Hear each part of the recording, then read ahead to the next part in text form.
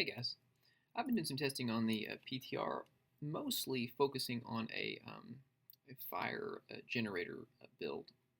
I was recently able to clear a greater of 64 in about 14 minutes. So I wanted to go over some of the different, well, basically my build and some of the testing that I've done with it to kind of give you an idea on what I think is probably the most effective DPS-oriented greater rift build. I am going to give some alternative specs if you want to go with a little bit more mitigation. Um, I unfortunately was not recording during the 64, so this is one of my previous 64 attempts that was a little close but didn't quite cut it. Um, for the too long didn't read version of this build basically focuses on the new Shenlong's two-piece bonus, which gives you 100% extra DPS once you hit maximum spirit, and at that point your spirit starts to drain. As long as it's draining, it doesn't reach zero, you will maintain that buff. You also get a 1.5% DPS increase for every point of spirit that you have at that time. This means that the build is going to be largely focusing on maxing your spirit. You're going to do this through Paragon's passives and through some gear choices to kind of maximize your DPS.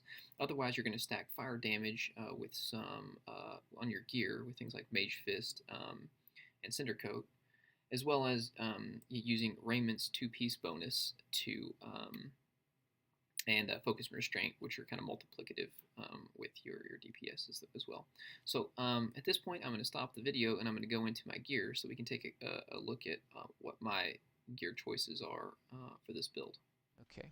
The key things to see on this build are probably maximum spirit at 395 and then what I've got cubed here. So we're going to go over the build real quick, go over skills. I think we all know right now Mangle is probably your go-to DPS generator. Single target is not as good. Way of the Hunter Fist of Fury is better. But for the AoE DPS, this is the way to go. Dashing Strike, this is purely for mitigation. It's kind of a tactical move away from ground effects for elites. Breath of Heaven, this is where a lot of your DPS comes from. You want as much uptime on your Breath of Heaven as possible because not only is it going to give you a little bit of healing, but the 14 extra spirit from each generator hit is going to keep your spirit capped when your Shenlong is procced, and that's where your DPS comes from. Cyclone Strike, this is basically just here to proc the other half of Focus and Restraint and also your stronger embracers. Mantra Salvation Agility and Desert Shroud, Epiphany Desert Shroud are both basically mitigation skills. As far as your passives, I have a Hellfire with Seize the Initiative on it, and then I think these 5 passives are probably best in slot. Harmony for mitigation, Beacon of Ytar, again, just for cooldown reduction. Exalted Soul, extra 50 Spirit is going to be multiplied by 1.5 to give you an significant extra DPS buff. And then Alacrity. I think Alacrity and Seize the Initiative are fairly close. I would probably use Seize the Initiative over Alacrity if I had to choose. Keep in mind that Alacrity, currently there's a attack speed cap of 5 attacks per second. The Alacrity buff does go over top of that because it is a buff to your generator attack speed, not your sheet attacks per second. If you wanted to choose another passive, I think the best alternative is Guardian's Path. With using this in this gear set, you're probably going to, I think your dodge is about 57%, which up from the 30, whatever, up from the the dodge that you get from Mantra of Salvation Agility. So it does make a significant difference. You can tell when you're using it. Again, this is pure DPS, so we're going to skip that. Nobody wants mitigation. So on to the skills. You're going to need a raiment set, 2-piece. I went with shoulders and boots. You're going to want Dex Fight, cooldown reduction, and then either all res or area damage. I'd probably go area damage if you could get it on that. Boots are just standard physical resistance if you can get it. Focus and Restraint. This is Focus, obviously here, and this is my Restraint. You're going to want, I think ideally, you want crit hit damage, crit hit chance, and cooldown reduction in socket with physical resistance. Closer to this. I haven't been able to roll this to 6 cooldown reduction, and my crit damage is a little low here. But that's probably ideally what you would want. As far as your belt, you're going to want a string of ears. It just is a mitigation. This is, there's not a lot of good options here. You could go Witching Hour, but you really don't have any other slots that are giving you a whole lot of EHP. So Dex Fight, Life, and then the Crippling Wave for damage. You want physical resistance and a good melee damage reduction roll. Depth Diggers, not ideal to wear them because they always roll with all res, but it's kind of what you have to do with this build. So Dex Fight, all res, sockets, and then a good roll on your primary skill damage buff. Okay, so we said this is a pure DPS build. We'll look at our gloves here. Our weapons. Shenlong's Fist of Legend, it's going to give you, when you hit maximum spirit, your spirit's going to start to drain. You're going to get a 100% damage buff. Also, for every point of spirit you have a 1.5% DPS buff. So I think probably the ideal rolls on these will be Dex, Life on Hit, which is mandatory on both gloves, either cooldown reduction or area damage, and then absolutely you want 15 spirit on both. That is a significant damage buff. The same can be said for your helm. I went with Eye of Peshkov for two reasons. Number one, it is going to reduce the cooldown reduction of Breath of Heaven, so that helps significantly with this particular build. And the other thing is that the 15 maximum spirit is also just a straight DPS buff. Obviously, you want Dex, Fight, and crit hit chance on it as well. And then you're going to want to put fire damage on everything you can. So you want a trifecta Mage Fist, preferably with physical resistance and a little bit better fire skill roll, but take what you get.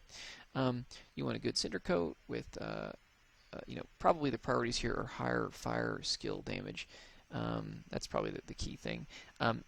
As far as your secondary resistance, physical will be ideal. Melee reduction is okay. You don't really care at all about the reduced resource cost because that does not really matter to this build. And then you want Spirit Guards with fire, Dex Fight, crit, and then physical if you can get it. If you can't, melee or ranged reduction also works here, and probably a better roll on your damage reduction when you use your spirit generators. You're going to want a Hellfire with this build. Like I said, you have 5 passives to choose from, so hopefully you'll get something with one of those. Probably Dex, crit chance, crit damage, and socket is going to be the most commonly used. If you get a good fire, crit chance, crit damage socket, that would be great too. But that's going to be a little bit harder to roll. Okay, we can look at Paragons real quick. So movement speed you're going to want to max based off what you get on your boots. You're going to want to max, dump in your points in your spirit here, max that.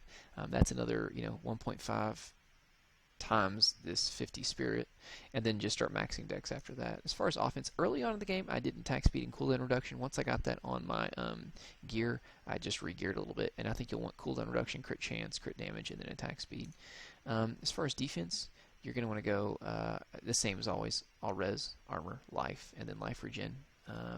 As far as utility, you're going to want to do area damage first, life on hit, and then really resource cost reduction. Doesn't help you that much. Helps a little bit with Cyclone Strike, but that's about it.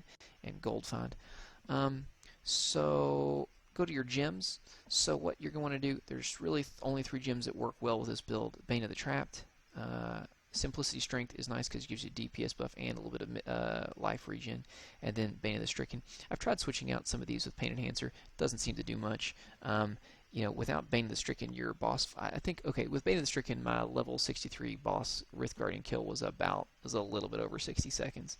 And without it, it's like 3 minutes, 4 minutes. So it does, Pain Enhancer does help your clear times on the trash, but you do not make up for it on the boss.